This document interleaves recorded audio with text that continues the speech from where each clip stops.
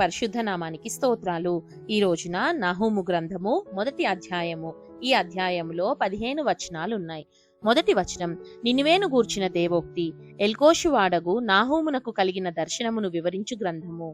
2వ వచనం, యెహోవా రోషము గలవాడై ప్రతీకారము చేయువాడు, యెహోవా ప్రతీకారము చేయును, ఆయన మహోగ్రత గలవాడు, యెహోవా తన శత్రువులకు ప్రతీకారము చేయును, తనకు విరోధులైన వారి మీద కోపముంచుకొనును.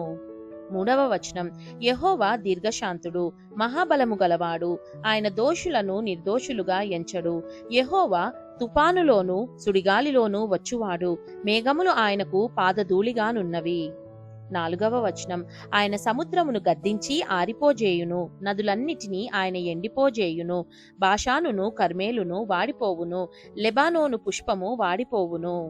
5వ వచనం, ఆయనకు భయపడి పర్వతములు కంపించును, కొండలు కరిగిపోవును, ఆయన ఎదుట భూమి కంపించును, లోకమును అందలి నివాసులందరూ వణుకుదురు.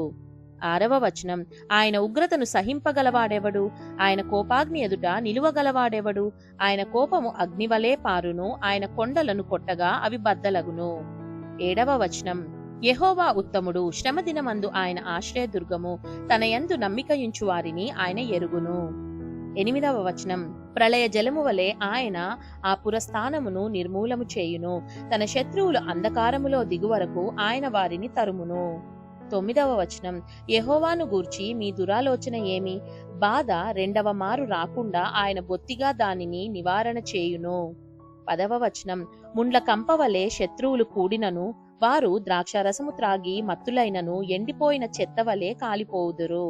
11వ వచనం, నీనెవే యెహోవా మీద దురాలోచన చేసి వ్యర్థమైన వాటిని బోధించిన వాడొకడు నీలో నుండి బయలుదేరి ఉన్నాడు.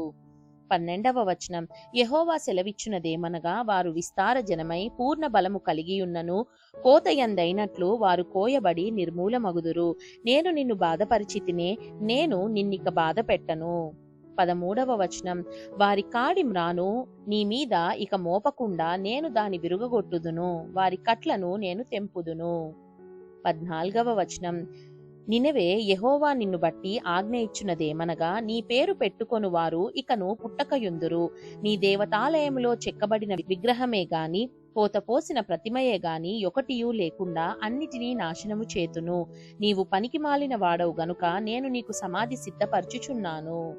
15వ వచనం, సువార్త ప్రకటించుచు సమాధాన వర్తమానము తెలియజేయువాని పాదములు పర్వతముల మీద కనబడుచున్నవి, యూదా నీ పండుగలను ఆచరింపుము, నీ మ్రొక్కుబళ్లను చెల్లింపుము, వ్యర్థుడు నీ మధ్యనిక సంచరించడు, వాడు బొత్తిగా నాశనమాయెను.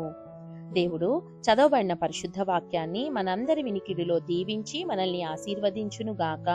ఆమేన్.